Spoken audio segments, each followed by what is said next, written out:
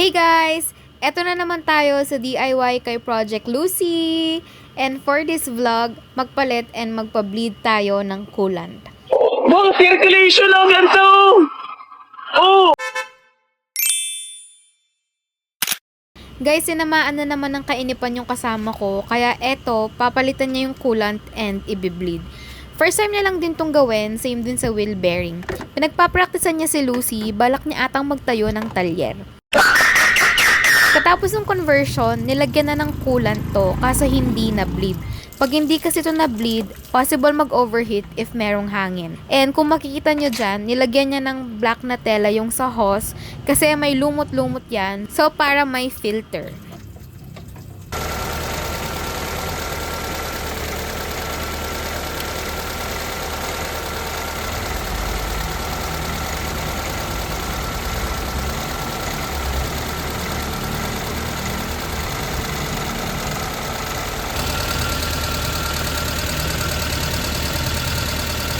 Talagang bumili pa siya ng pang-bleed, guys. First time niya lang tong gawin and alam niya is kapag nag-on ng 3 beses yung fan, okay na.